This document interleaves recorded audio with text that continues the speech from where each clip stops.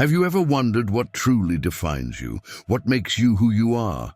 What is this soul that we feel inside of us? And what is this spirit that connects us to the divine? Stay with me until the end, because what you'll understand today will transform the way you view your life, your emotions, and even your relationship with God. If you've never stopped to reflect on this, don't worry, you're not alone. Many of us never stop to think about how we are made, what is truly behind our emotions, our desires, and what connects us to our divine purpose. The Bible talks about the spirit and the soul, but do you know the difference between the two? How do they connect with your life, your feelings, your faith?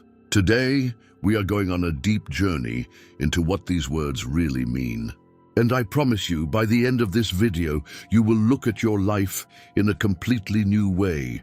Together, we will explore the differences between soul and spirit and understand how this can change the way you handle your challenges and, most importantly, how you connect with the divine. So don't go anywhere, because what you are going to discover here today will touch your heart. The soul and its importance. When we talk about the soul, we often associate it with what we feel. Our soul is like a mirror of our emotions, our mind, and even our decisions. Remember that feeling of anguish before making a difficult decision, or when an indescribable joy takes over you?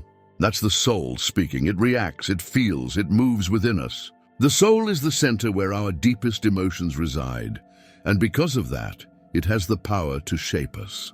What you feel today, how you react to others, and even how you face life is deeply connected to your soul. In the Bible, in Genesis 2:7, we see the creation of man. Then the Lord God formed the man from the dust of the ground and breathed into his nostrils the breath of life, and the man became a living being. This living being is our soul.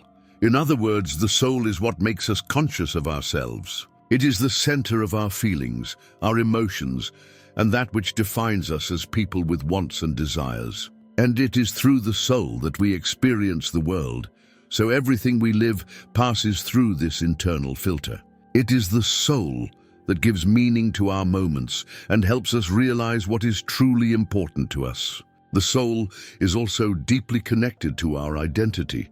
How many times have you asked yourself, "Who am I?" or felt lost, not understanding your own choices? Often the soul is crying out for something that we still haven't identified, something that is missing, something that defines us more fully. It seeks answers, purpose, direction.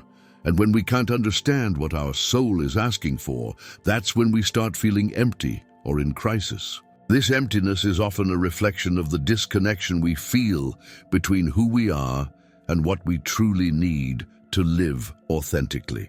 Therefore, our soul is not only what gives us emotional life, but it is also the field where our dreams, our struggles, and even our deepest spiritual quests are sown.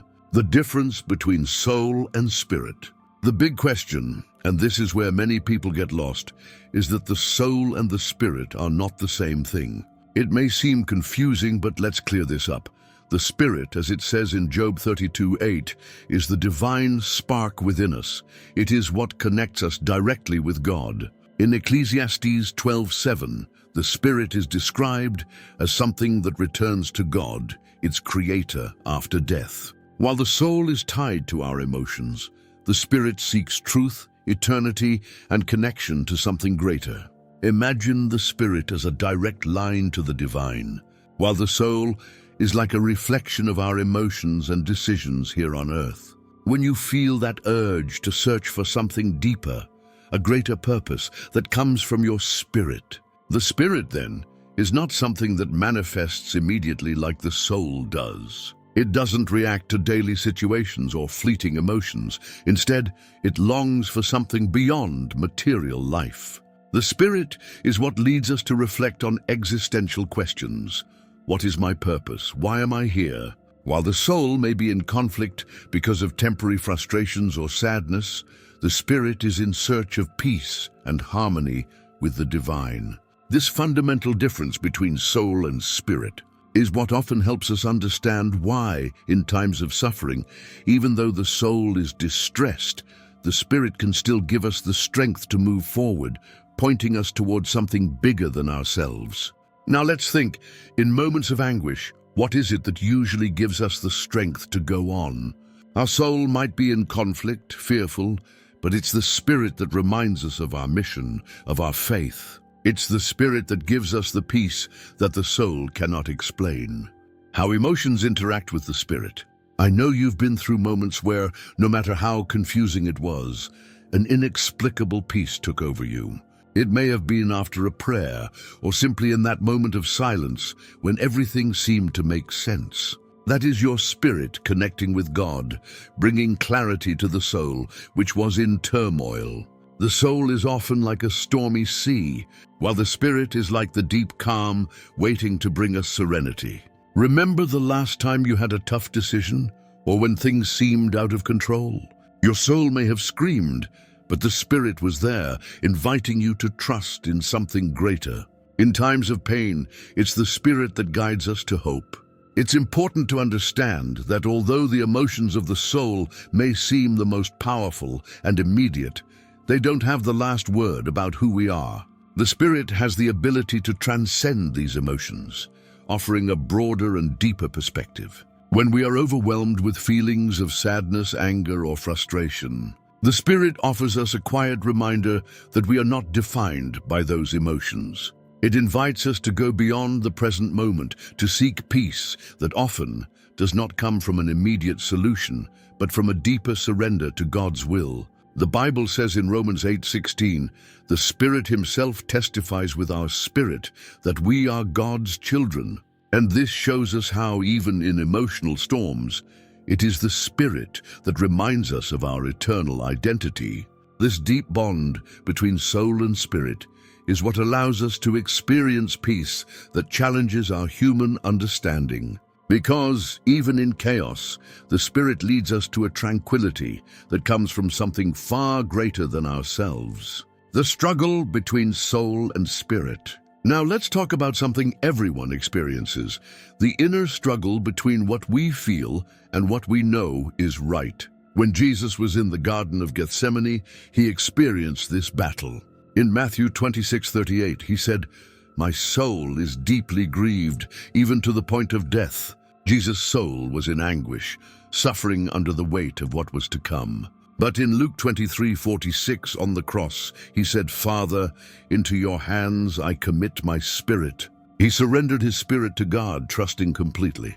This is a clear representation of the battle between the soul and the spirit. The soul feels fear, sadness, and pain, but the spirit is what leads us to surrender and trust in something greater. This conflict is real, but it is also the opportunity for our spirit to guide us to true peace.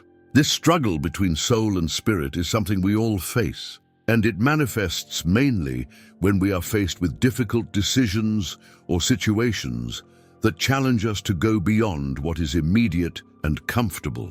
The soul wants protection, it wants security, and often clings to what is visible and tangible. The spirit, on the other hand, leads us to look to the invisible, to the eternal. It challenges us to take a step of faith, to trust in something greater than ourselves. This inner battle can be painful because it requires surrender from us, a recognition that our human understanding is limited. Jesus, in his struggle in Gethsemane, exemplifies this battle. His soul was anguished, but his spirit was ready for the mission. He chose to follow what he knew was the Father's will, even though it meant suffering. This is the invitation for all of us, to learn to listen to the voice of the Spirit that calls us to trust, to act with courage, even when the soul is screaming in fear or doubt. And this struggle, although painful, is also a path to spiritual growth, for it teaches us to depend more on what is eternal than on what is temporary, how to nourish the soul and the spirit. Now that we understand the difference between the soul and the spirit, what can we do to care for both? The soul needs emotional care.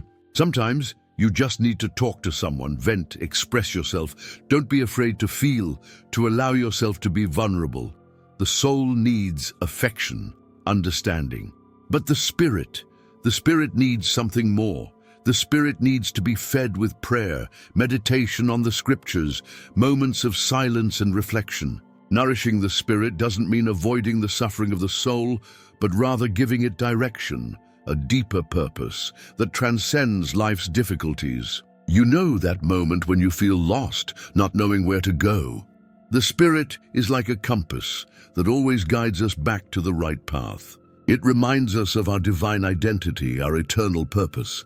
Now, to nourish both the soul and the spirit, it is essential to understand that both have different but complementary needs. The soul feeds on emotional and relational things, conversations with a friend, the expression of our feelings, the search for moments of relaxation and pleasure are ways to take care of our soul. But that's not enough. The soul also needs self-understanding and healing. When we go through trauma or emotional wounds, it is essential to take time for self-care, to reflect on what really hurts us and what we need to let go of.